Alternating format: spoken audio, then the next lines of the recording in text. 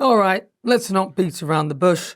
Meghan Markle is at it again, testing the boundaries, stirring up controversy, and frankly, making a mockery of the royal agreements that she and Prince Harry signed up to when they decided royal life wasn't really for them. And who's left to pick up the pieces? You guessed it.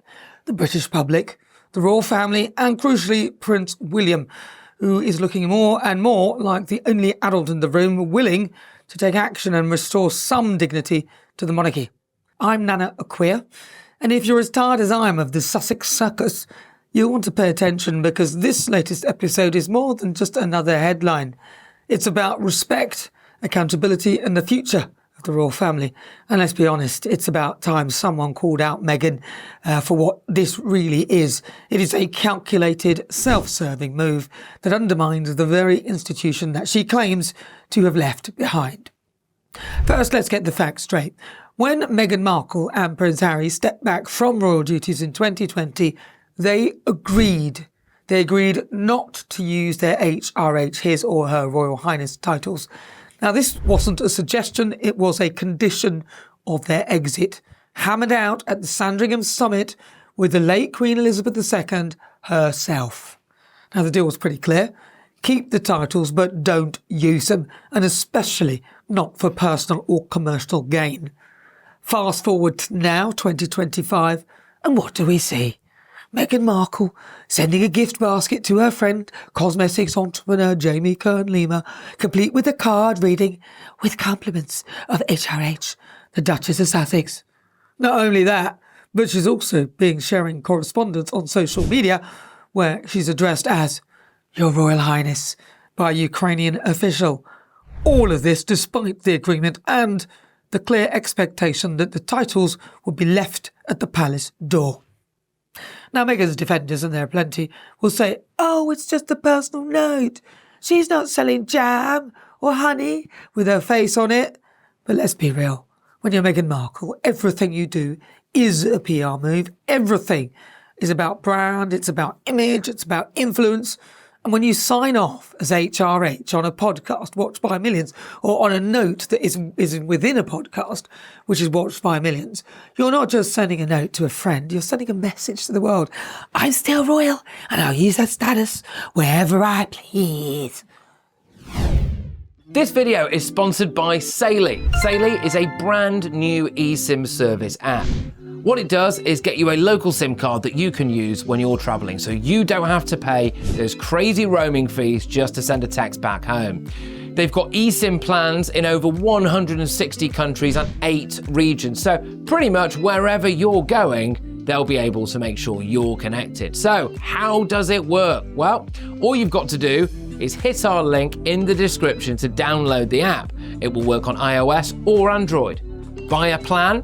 You can choose the best time frame for you, and then just install the eSIM on your phone. When you land at your holiday destination, you can activate your plan instantly.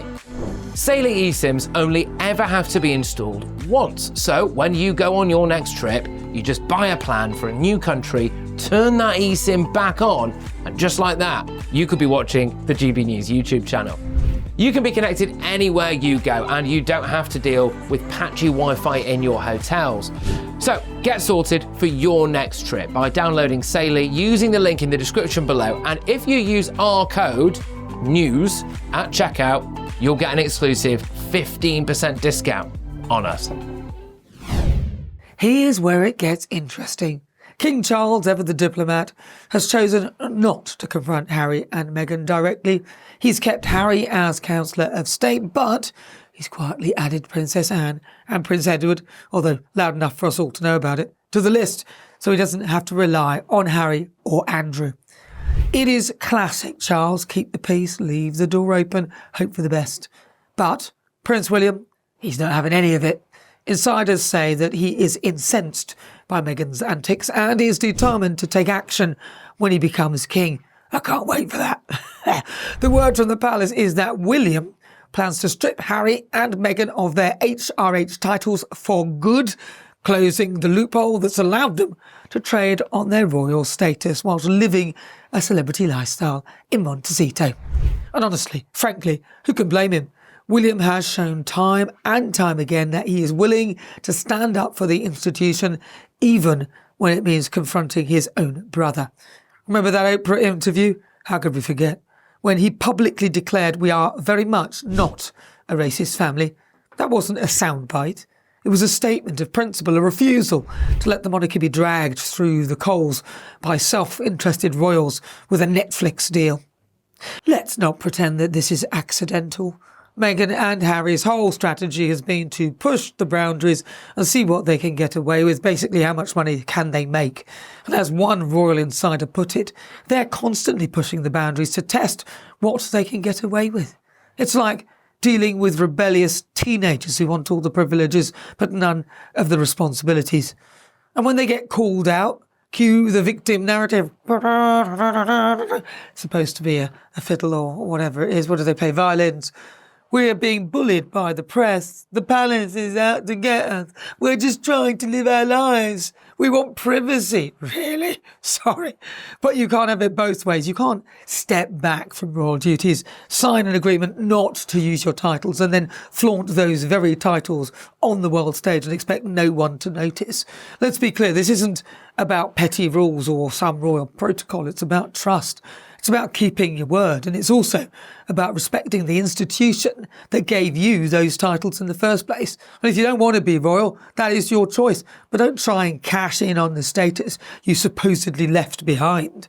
King Charles's reluctance to act decisively is understandable. I mean, he's a father after all, and the monarchy isn't just a family, it's also an institution. It stands for stability, continuity, and yes, a certain amount of decorum. So by refusing to take action, Charles is actually leaving the door open for more of this nonsense, not really wanting to, but the bottom line is the public is losing patience. The British people want to see leadership. They want to know that the rules apply to absolutely everybody, not just the little people. And they also want to see the royal family stand up for itself, not kowtow in the face of celebrity tantrums and social media campaigns. Prince William's reported determination to act is exactly what the monarchy and, of course, the country needs right now.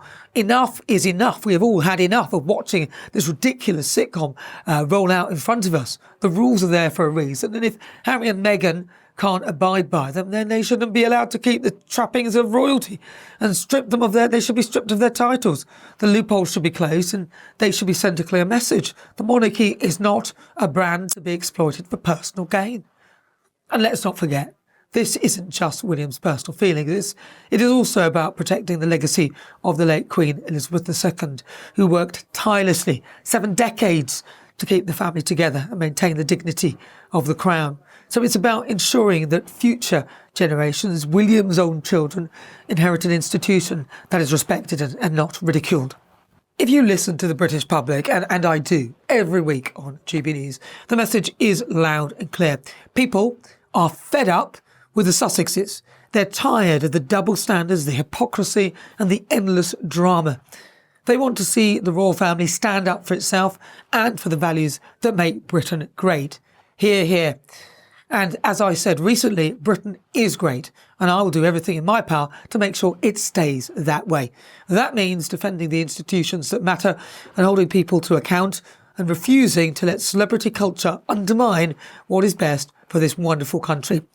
Meghan Markle's use of HRH isn't just a minor slip-up. It's a deliberate, in my view, move that undermines the agreements that she and Harry made and the institution that they both left. And, of course, it undermines the trust of the British people. King Charles may prefer to avoid confrontation, who can blame him, but Prince William's no-nonsense approach is exactly what the monarchy and this country need. It is time to stop making excuses for the Sussexes. If they want to be private citizens, then so be it. Let them. Who cares? They can do what they like. But if they want to trade on royal status whilst living the Hollywood dream, then the titles must go. The rules apply to everyone, no exceptions. So, to Prince William, I say stand firm. The country is behind you. And to Meghan Markle and Prince Harry, you made your bed, lie in it.